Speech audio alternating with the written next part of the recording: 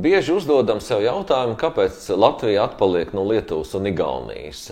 Un tā atbilde, skatoties arī uz mūsu Evikas Siliņas valdības rīcību, ir tā, ka bieži vien izdomājam nevis darīt kaut ko, mēģināt strādāt tā, lai dzīve būtu labāka, bet domājam risinājums, kā nedarīt, kā atlikt, cerībā, ka lietas sakārtosies pašas no sevis.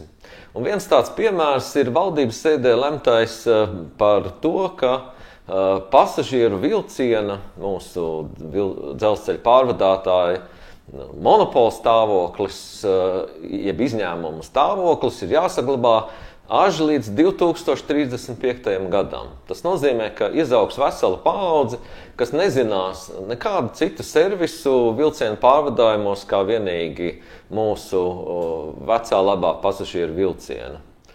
Un jūs jautāsiet, kas mainītos, ja to darītu savādāk? Citās valstīs, un arī mēs šeit Latvijā, daudzos citos jautājumos izvēlamies organizēt konkursu.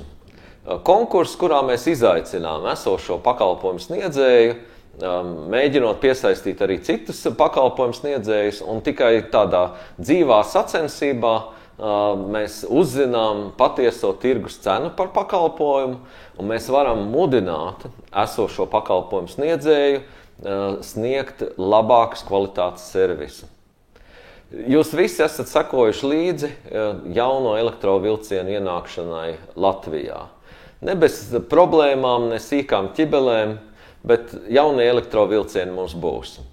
Tālāk nākamais, kas mums būtu jāsakārto, ir pakalpojumu kvalitāte.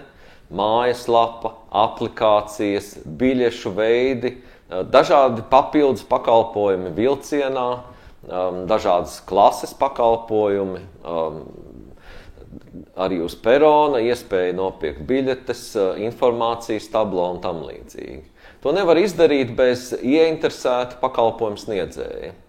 Ja mēs tagad paskatāmies, kāda ir jaunā aplikācija Vivi, kas ir iznākusi, tur ir daudz lietu, ko vajadzētu uzlabot. Un kā man stāsta zinātāji, šī jaunā aplikācija tāda ir izdevusies tikai tāpēc, ka kāds nav kaut ko padomājis, kāds nav līdzi izsekojis visam procesam, un priekšnieki jau redz tikai gala rezultātu. Šī un citas daudzas neredzamas lietas var mainīt, ja līgumu par pakalpojumu sniegšanu piešķir nevis tiešā piešķīruma veidā, nerunājot par cenu, par kvalitāti, bet konkursu kārtībā.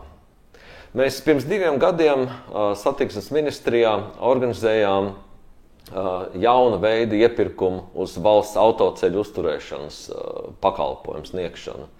Esošais pakalpojumu sniedzējs, valsts autoceļu uzturētājs, bailēs no konkurences un izaicināts iesniedz piedāvājumu par ievērojami zemāku cenu nekā iepriekš.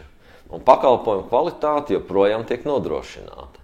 Tātad mēs varam arī ietaupīt budžetā un varam nodrošināt labāku kvalitāti un labāku pieredzi mūsu pasažieriem, ja Evikas Siliņas valdība būtu izlēmusi nevis gaidīt līdz 2035. gadam, bet jau tuvākajos gados organizēt sakarīgu, normālu konkursu uz pasažieru pārvadājumiem Latvijā.